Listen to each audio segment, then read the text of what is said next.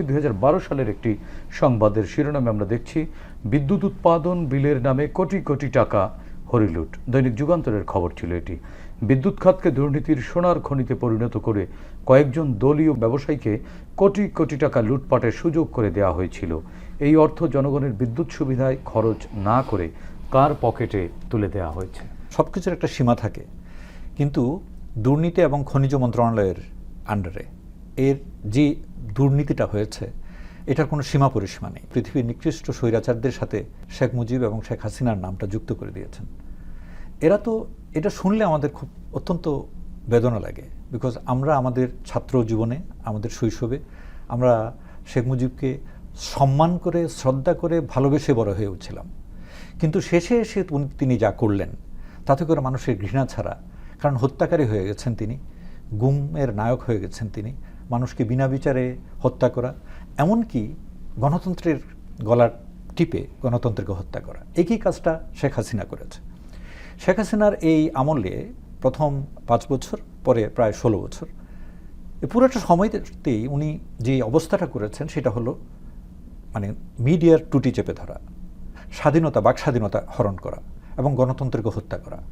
তার ফলে যার ফলে মানে পুরো জাতির উপর যে জিনিসটা চাপিয়ে দেওয়া হয়েছিল সেটা হচ্ছে কোনো প্রশ্ন হবে না, উনি যা ইচ্ছা তাই করবেন। কি করেছেন?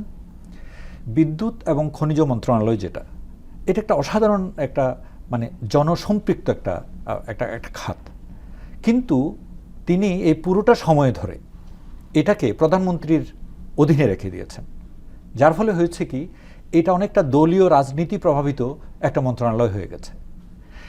এটাতে রাজনৈতিক সিদ্ধান্তের উপর বা রাজনৈতিক গুরুত্ব বিবেচনায় সিদ্ধান্ত নেওয়া হয়েছে, এবং উনি তো বেসিক্যালি দেশটাকে ভালোবেসে দেশের জন্য কিছু করবেন সেই ধরনের কোনো কিছু আমরা দেখতে পাইনি। যার জন্য লুটপাটের অবস্থাটা এমন জায়গায় গেছে যেটাকে চিন্তা করা যায় না।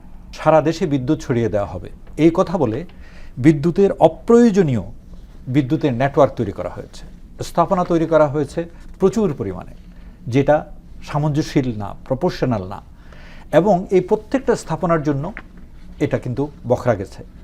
তারপর কি করেছে?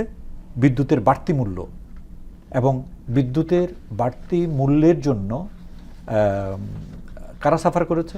সাধারণ মানুষ। শিল্পের খরচ বেড়ে গেছে, যার জন্য আমাদের মুদ্রাস্ফীতি বেড়ে গেছে। এই সব কিছুতেই আপনি দেখবেন যে প্রথমে কমিশন বাণিজ্য, তারপর লুটপাট। কিভাবে করেছে? এখানে একটা কথা আগে বলে রাখি, ভারত, পাকিস্তান, নেপাল কোনো দেশেই কিন্তু প্রধানমন্ত্রীর আওতায় বিদ্যুৎ এবং খনিজ মন্ত্রণালয় নেই।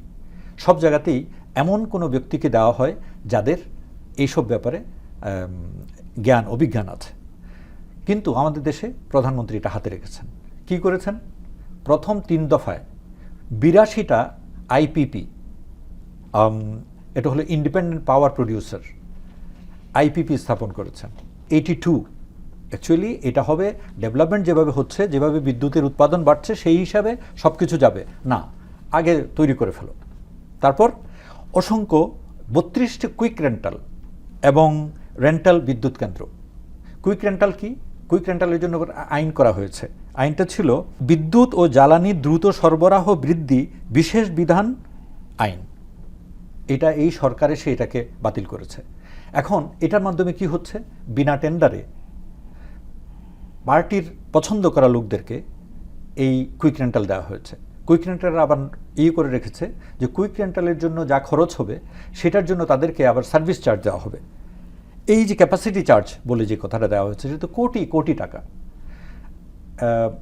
একটা কমিশন এটা তদন্ত করতে গিয়ে দেখেছে $600 কোটি। $600 কোটি আপনি যদি 120 টাকা করে হিসাব করেন, এটা 72,000 কোটি টাকা এই বিদ্যুৎ ক্ষেত্রে এটা এরকম হয়েছে। তার মধ্যে দেখা যাচ্ছে $300 কোটি হয়েছে শুধুমাত্র 10% কমিশনের জন্য। এবং আপনারা খুব ভালো করেই জানেন কমিশন কোথায় গেছে। কমিশনের বখরা এটা প্রধানমন্ত্রীর কাছেও যেত, শেখ রেহানার কাছেও যেত, তার পুরা পরিবারের বিভিন্ন জায়গায়।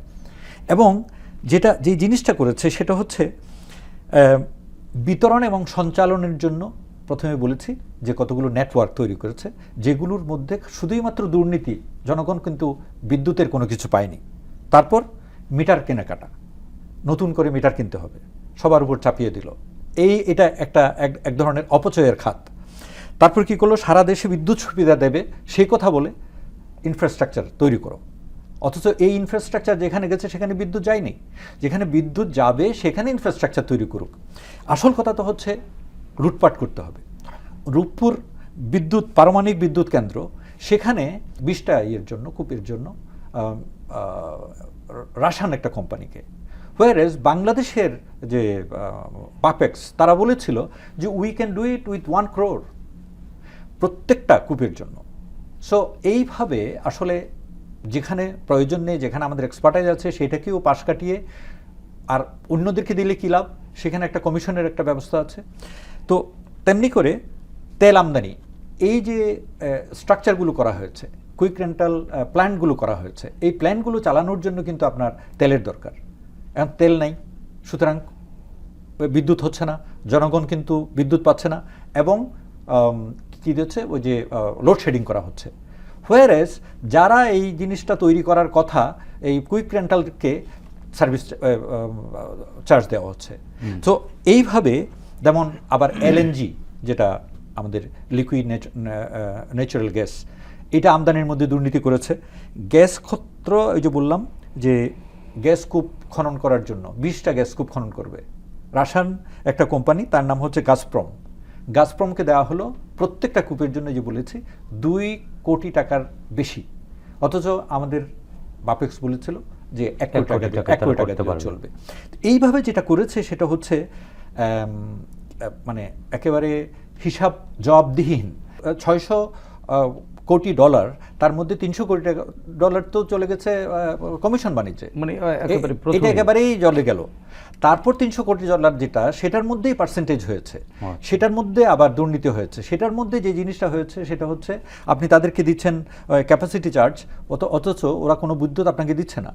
তারপর আদানির সাথে একটা চুক্তি করা হয়েছিল। এই চুক্তিটা কীরকম, যে আপনি তার কাছ থেকে বিদ্যুৎ কিনবেন যেই দামে আমার দেশে হয়তো পাওয়া যাচ্ছে না, তাই কিন্তু না, আমার দেশে যেই দামে আমি বিদ্যুৎ কিনতে পারবো সেটা না কিনে তার চেয়ে বেশি দামে তাদের সাথে করা হয়েছে। প্রডিউস করার পর আমি যদি নিতেও না পারি, সেটার জন্য আমি আবার পে করব। এগুলোর কোনো মানে বিদ্যুৎ খাতে যা করা হয়েছে লুটপাট, সাগর চুরিকেও হার মানিয়ে দেয়। তো মানুষের চোখ যখন এই যে ক্ষমতায় অন্ধ হয়ে যায়, তখন তারা এই লুটপাটকে যে অপরাধ সেটা বুঝে না, কাউকে কোনো কথা বলতে দেবে না, গণমাধ্যমকে না, রেডিও টেলিভিশনকে না, সুতরাং তারা সব কিছু করে যাবে। এবং এইভাবেই বিদ্যুৎ খাতে আসলে যত অপচয় করা হয়েছে।